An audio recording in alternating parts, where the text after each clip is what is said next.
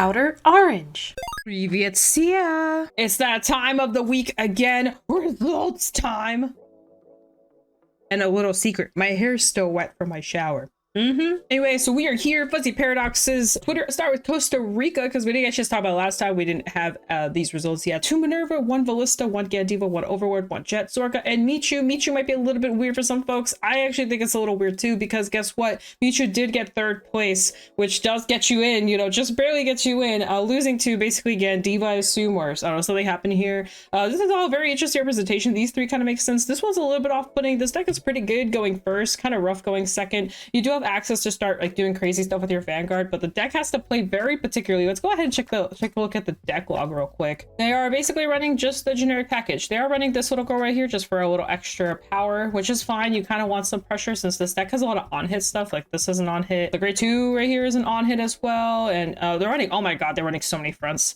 That is actually kind of wild. They're running 5k fronts and they're just going crazy with those fronts. Okay, that's interesting. I mean, it's still 4 fronts, but for some reason my brain was like, oh, they're probably running the 20k shield fronts. They're not. They're just running it the way. They're running a challenge for extra persona. The persona is pretty massive in this deck. I can understand that. This card goes crazy. This helps you not deck out. So this card's actually really good because she bomb decks the order cards. You kind of want to bomb deck them because one, like I said, denies deck out, but also she gets basically 10k power, and then the persona she's 33, so she gets like very high. So this is like your main attacker. Your attacker could be this, but she also has like a restriction where you have your opponents to be grade 3 grader. A lot of this deck has like some weird grade 3 grader restrictions. This is the knock no card. This basically lets you swap with the Vanguard. So you attack with her, and then you swap with this, and you attack with this, basically just for like extra checks. Fronts do really go well in this deck because you just keep applying pressure. It is interesting that they're running the 5k the 5k the power fronts over just the 20k shield 4k power fronts. I feel like the 5k does matter. It did show some results in the past, so it's not that unusual. I will say out of the lyrical decks, it's definitely more on the weaker side. I think it like hard loses to decks like this. Let's just get Diva. But anyway, that's Costa Rica for standard. I don't know if we have any more. We do also have the JP representation for top 8 breakdown. Basically what's been performing well. I really like charts like this. It's just different from like the usual charts, so I respect this stuff like this. This is basically what this looks like. Jujul is showing a lot of representation.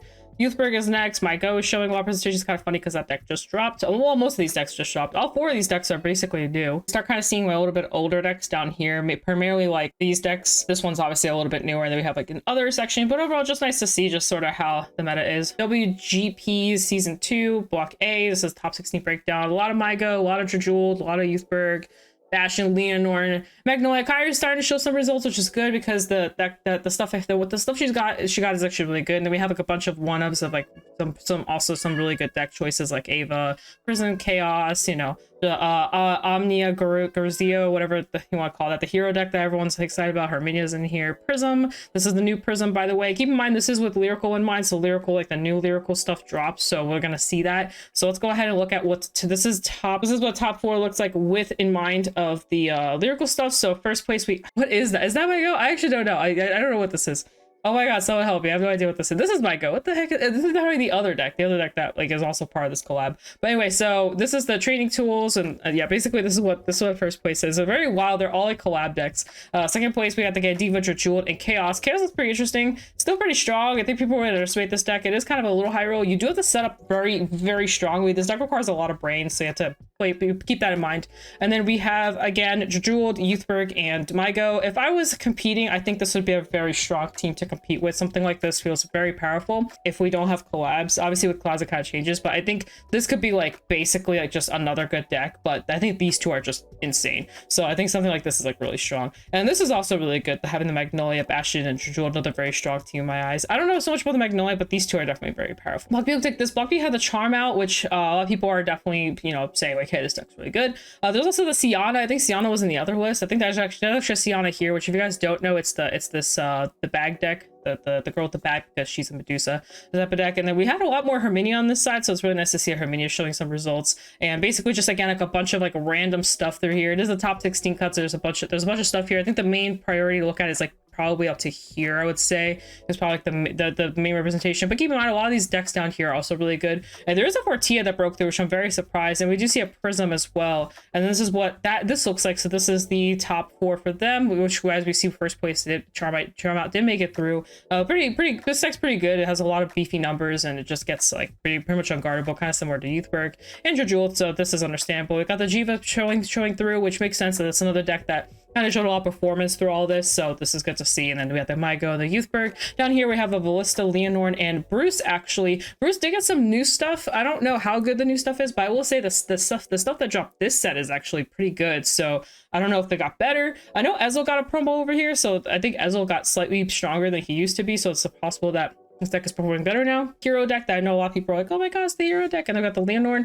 I think everything else kind of makes sense on here. I was trying to see what deck we could take a look at. Let me go back to block A. I think there's a list here I wanted to see. I actually kind of want to see the Magnolia list. So let me go to JP deck log real quick. Yeah, Stoke is probably my strongest in terms of knowing what cards do, so it'd be pretty easy for me to kind of... Okay, it's pretty standard actually. I was wondering how much they were going to change, but this is basically Magnolia good stuff the deck. I think the only thing I would say is kind of weird is this, but it's a counter charger, so I can kind of understand. But everything else in here I actually really like. This is a very consistent version of Magnolia Mask. Basically, you're running the Elwood to guarantee finding the mask. You have the draw set up to find what you need. You have the persona, not the persona, but you have this to kind of like set up your mask. But also this card on its own just isn't that terrible. Got the inlet obviously for the soul and drawing. Got the combination mask card, and then the goat to kind of help to keep drawing and going through your soul more, or get replenishing your soul. This is good for the persona back row wipe, but also she searches for Magnolia. This card's pretty good. This card's the weird one, so it's like on attack, like you like bomb decks itself, you capture soul charge, stuff like that. It's okay. Also running the rainbow triggers here, this makes sense too. And I think my favorite part is definitely the fact that they're running habitat. Habitat's just insane. Anytime I see lists like there's Decay list not running habitat, I'm always like, why are you just not running like the freest card in the entire nation right now? Like this card is just so free. Unless your deck literally says I don't want orders, like there's like no reason not to play this. Like it's just so good.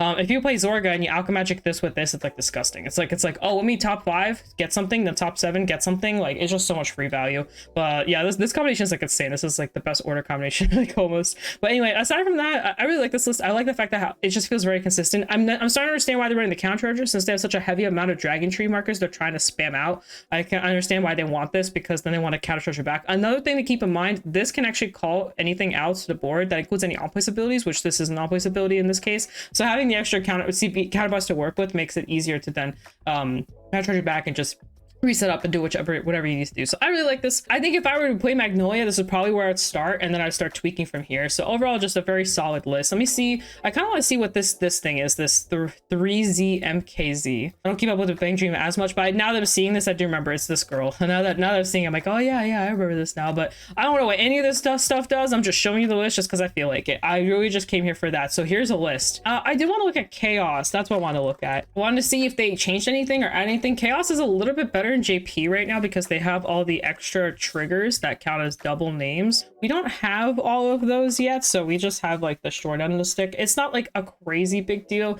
but it does make the deck just slightly less consistent, and you know, you really want consistency in a deck like this. But here we have this is the Chaos deck, and they are running, this is not, I'm trying to remember what this card actually is. I think this is the Cycler card. Yeah, this is the Cycler card. Soul Blast, bomb deck, a draw card, and then on place from hand, you can counterblast, I believe, call a card to rear or circle and soul charge 1. I think this list is very strong. Like this deck is just really strong. I'm currently I have it built, but I haven't really like been playing it as much, to be honest. I don't know why I haven't been playing it, but we got the Sargon just for the on-hit carry, and then we got the Quinlu for the finisher. We just got big beefy numbers. We got the 5 attacks, the persona, the soul charging, everything you need. What's really important though is these triggers right here. Some of these do count as double names. I don't think it's all of them, but some of them count as double names. I think I gotta read this one. See right here. So it actually says right here that this card is regarded as evoking Beastmaster Riley, but it also is regarded as the Will Dress Season 2, whatever it's actual. So it's regarded as 2 names. So it counts as both names and soul, which makes it so much easier to get the conditions of this, get the conditions of this, get the conditions of other cards like that may have like certain effects on them to say, hey, if you have this set amount of different card names, you do the thing. So overall, the only thing I would change is this card. I've talked about this card with someone else too. You can run this at 3 and run another booster grade 2 just to kind of increase the chances of you having different card names, but also still kind of doing the same thing. Like this is the only card that I think you don't need to run at 4, but for consistency reasons you might want to because it's a pretty good card. But otherwise, everything else makes sense to me. I recommend trying this deck out. It's actually not that expensive. I think the only thing that might be costly a little bit is maybe this guy, but everything else should be, oh no, sorry, not this guy, wrong guy. I'm thinking about this guy. This guy might be kind of expensive, but aside from this guy, this deck's actually pretty cheap. You don't need the cycler. You could choose to run it, but you don't need it. They can get away with it because, again, they don't have to worry about the soul condition as much. So they can actually just like get away with running this card because they can just draw, find their stuff, you know, etc, etc. The cycler is pretty good because you don't want to break yourself either, and you kind of want to keep digging through your deck to find what you need.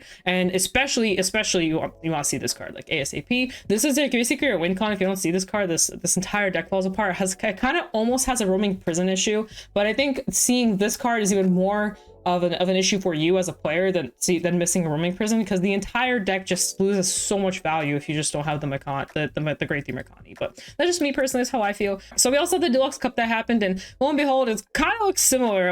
It's a lot of, which is good. This top 16 presentation is a little different, so there's more decks obviously, but still the top options are still Youthberg, Jeweled, Mygo, Charmout, Bastion, Jiva. We do have some Herminia, some Prison broke through, Orpheus broke through, the Leonorans are down here.